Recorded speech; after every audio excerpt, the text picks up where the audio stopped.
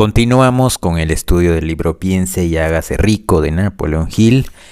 El anterior episodio estábamos con el capítulo o la lección de cómo hacer que los sueños despeguen de la plataforma de lanzamiento. El día de hoy estamos con la lección El deseo lleva ventaja sobre la madre naturaleza. Estamos por si acaso en el capítulo número 2 del libro. Entonces, antes de comenzar voy a recalcar que a medida que vamos leyendo, vamos a ir parando en ciertos lugares y donde consideremos que sean importantes para subrayarlos, recalcarlos y repasarlos. ¿Listo? Entonces, vamos con la lección de hoy. Dice: el deseo lleva ventaja sobre la madre naturaleza. Como culminación adecuada de este capítulo, quiero presentar a una de las personas más excepcionales que he conocido. Lo vi por primera vez pocos minutos después que hubiera nacido. Vino a este mundo sin ningún rastro físico de orejas. Y el médico admitió, cuando le pedí su opinión sobre el caso, que el niño sería sordo y mudo toda la vida. Me opuse a la opinión del médico. Estaba en mi derecho. Yo era el padre del niño. Tomé una decisión y me formé una opinión. Pero expresé esa opinión en silencio y en el fondo de mi corazón. En mi interior supe que mi hijo oiría y hablaría. ¿Cómo? Estaba seguro de que tenía que haber una manera y sabía que la encontraría. Pensé en las palabras del inmortal Emerson, entre comillas: el curso de las cosas acontece para enseñarnos la fe. Solo necesitamos estar atentos. Hay indicadores claves para cada uno de nosotros. Y si escuchamos con humildad, oiremos la palabra justa. La palabra justa, deseo. Mucho más que ninguna otra cosa, y yo deseaba que mi hijo no fuera sordomudo.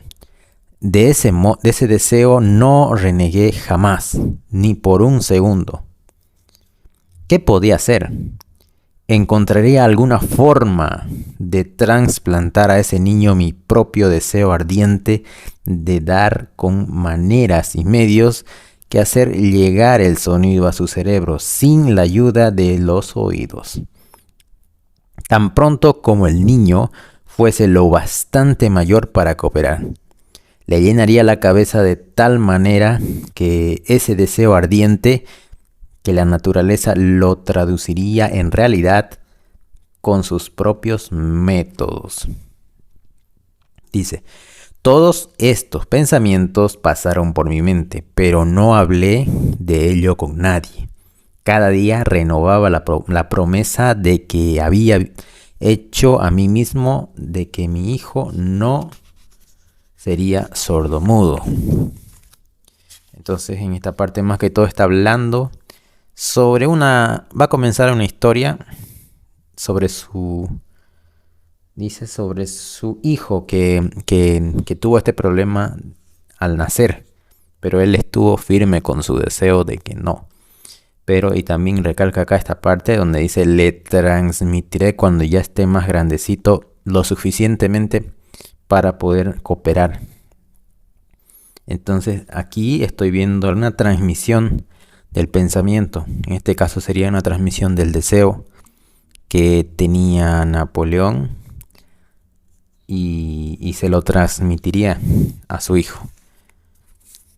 Dice: cuando creció y empezó a percibir las cosas que lo rodeaban, notamos que mostraba débiles indicios de que oía.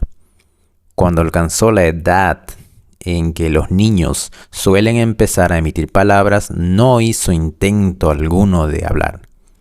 Pero de sus actos podíamos deducir que percibía ciertos sonidos. Eso era todo lo que yo quería saber.